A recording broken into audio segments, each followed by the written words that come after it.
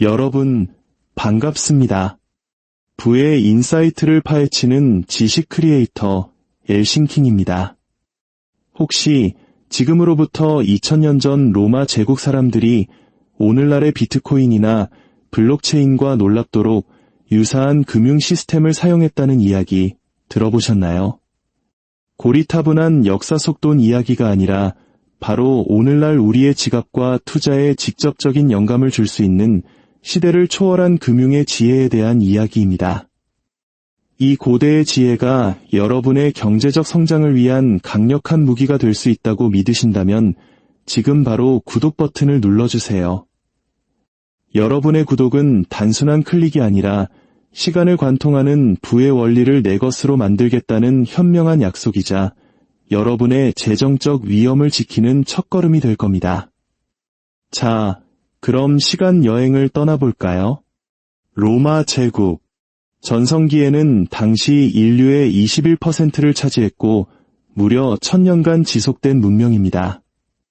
그 어마어마한 스케일만큼이나 그들의 금융 시스템은 상상 이상으로 정교했습니다. 단순히 돌멩이나 조개 껍데기를 쓰던 원시적인 시대가 아니었어요. 고도로 도시화된 사회, 잘 발달된 시장, 그리고 심지어 금융기관까지 갖추고 있었죠. 덕분에 어떤 사람들은 정말 어마어마한 부를 축적할 수 있었습니다. 그렇다면 평범한 로마인의 일상 속 돈은 어떻게 움직였을까요? 오늘날 우리는 내 집, 내 통장, 내 주식 계좌처럼 모든 자산이 나라는 개인에게 귀속됩니다. 하지만 로마는 달랐어요. 재산과 돈에 대한 권리가 개인이 아닌 가족이라는 공동체, 즉 가계 전체에 묶여 있었습니다. 이게 무슨 말이냐면 집안의 가장, 보통은 아버지가 온 가족이 벌어들인 돈을 전부 관리했다는 뜻입니다. 아들이 군인으로 월급을 받든 딸이 직무를 짜서 팔든 그 돈은 전부 우리 집 돈으로 취급되었고 최종 결정권은 가장에게 있었던 거죠. 마치 현대 한국 사회의 가장이라는 무게감이 훨씬 더 강력한 법적 권한으로 존재했던 셈입니다. 일상적인 거래에서는 당연히 동전을 사용했습니다. 하지만 만약 어떤 집안에 동전이 똑 떨어졌다면 그게 곧바로 그 집이 파산했다는 의미는 아니었습니다. 여기서 정말 놀라운 개념이 등장하는데 바로 가상화폐입니다. 네, 여러분이 아는 그 가상화폐 맞습니다. 물론 디지털은 아니었죠. 오늘날 비트코인 거래가 디지털 공공원장, 즉 블록체인에 기록되는 것처럼 로마인들도 비슷한 시스템을 가지고 있었습니다. 어떤 사람이 물건을 샀거나 팔면 그 거래 기록이 공공장부에 기재되었습니다. 실제 동전이 오가지 않은 거죠.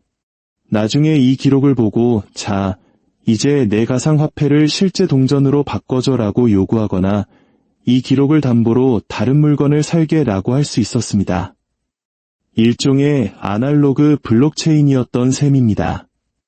물론 지금처럼 컴퓨터가 있었던 건 아니니 이 모든 시스템은 전적으로 신뢰를 기반으로 움직였습니다. 그리고 이게 놀랍게도 로마 사회에서 아주 잘 작동했어요. 왜냐하면 당시 로마인들에게는 디그니타스라는 개념이 목숨보다 중요했기 때문입니다. 디그니타스는 품위, 이엄, 명예, 사회적 지위를 모두 포함하는 단어인데 이걸 잃는다는 건 말 그대로 죽음보다 더한 형벌로 여겨졌습니다. 만약 누군가 빚을 떼먹고 신용을 잃었다는 소문이 퍼지면 그는 로마 사회에서 완전히 매장당하는 겁니다. 오늘날 우리가 쓰는 말로 하면 사회적으로 나락하는 거죠. 그 어떤 금융거래도 사업도 할 수 없게 되는 겁니다. 그러니 누가 감히 신용을 잃을 짓을 했겠습니까? 디그니타스가 바로 그들의 신용담보였던 셈입니다. 자, 그럼 개인 금융을 넘어 로마의 은행 시스템은 어땠을까요? 물론 이 시스템은 우리 같은 평민들을 위한 건 아니었습니다. 주로 신전, 거대 상인 조합, 길드 같은 대규모 기관이나 최상위 부자들, 즉 금수저들을 위한 것이었죠. 기술이 부족했던 시대인 만큼 복잡한 금융거래에서는 당연히 실수나 누락이 발생할 수 있었습니다.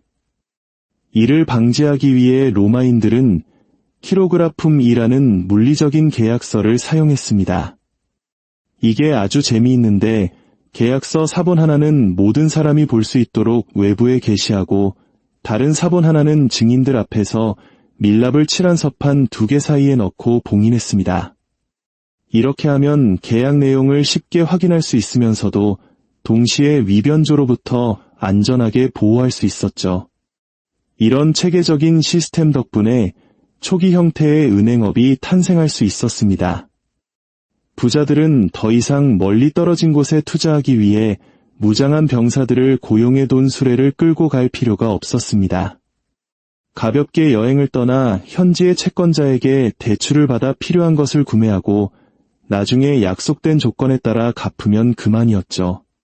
마치 오늘날 우리가 해외에서 신용카드를 쓰는 것과 비슷합니다. 또 다른 흥미로운 금융기법은 지연 지급 방식이었습니다. 판매자는 돈 한 푼 받지 않고 구매자에게 토지나 다른 자산을 먼저 넘겨줍니다. 그러면 구매자는 그 자산에서 발생한 수익으로 나중에 대금을 지불하는 방식이었죠. 이건 현대의 LBO나 프로젝트 파이낸싱과도 유사한 개념입니다. 이 모든 복잡하고 위험해 보이는 금융거래가 가능했던 근본적인 이유는 다시 한번 바로 디그니타스입니다. 명예를 잃는 것에 대한 극심한 공포가 사회 전체의 신용 시스템을 떠받치고 있었던 겁니다. 지금까지는 개인의 삶을 들여다봤으니 이제 시야를 넓혀 로마 제국이라는 국가의 재정은 어떻게 운영되었는지 살펴보죠. 로마처럼 거대한 제국을 유지하려면 당연히 막대한 세입이 필요했습니다. 놀랍게도 로마가 공화정에서 재정으로 전환된 것이 국가 재정을 개선하고 공공복지에 대한 투자를 늘리는 데 큰 도움이 되었습니다. 원래 공화정 시대에는 원로원이 국가 재정을 통제했습니다. 이들은 로마 최고의 권력자들이었지만 공공수입을 마치 자기 삼짓돈처럼 방만하게 사용하고 국유 재산을 약탈하기까지 했죠. 나라 곳간이 줄줄 새고 있었던 겁니다. 하지만 율리우스 카이사르의 양아들인 아우구스투스가 초대 황제가 되면서 모든 것이 바뀝니다. 그는 대대적인 재정개혁을 단행했죠. 그는 국가 재정을 둘로 나누었습니다. 국가가 직접 통치하는 속주에서 나오는 세금은 아이라리움이라는 국고로 황제가 직접 관리하는 속주에서 나오는 세금은 피스쿠스라는 황제의 금고로 들어가게 했습니다. 시간이 지나면서 원로원의 힘은 약해지고 결국 국고였던 아이라리움은 유명무실해지고 황제의 금고인 피스쿠스가 사실상 국가의 모든 재정을 대표하게 되었습니다. 하지만 그러자 새로운 문제가 생겼습니다. 황제들이 너무 막강한 권력을 갖게 되자 이번엔 황제들이 공금을 무분별하게 쓰기 시작한 겁니다. 그래서 septimius severus 황제 시절에는 이 피스쿠스마저 둘로 쪼갰습니다. 하나는 순수한 정부 수입을 위한 것, 다른 하나는 황제 개인의 재산을 위한 것으로 말이죠. 마치 오늘날 법인 통장과 대표 개인 통장을 분리하는 것과 같습니다. 하지만 이런 노력에도 불구하고 로마 제국은 1000년의 역사 내내 세수 확보에 어려움을 겪었습니다. 초기의 세금 징수 시스템은 상당히 조잡했거든요. 중앙 정부가 각 지역에 세금 얼마 내라고 할당량을 통보하면 그 지역에서 알아서 세금을 걷어 바치는 식이었습니다. 통일된 시스템이 없으니 비효율적일 수밖에 없었죠.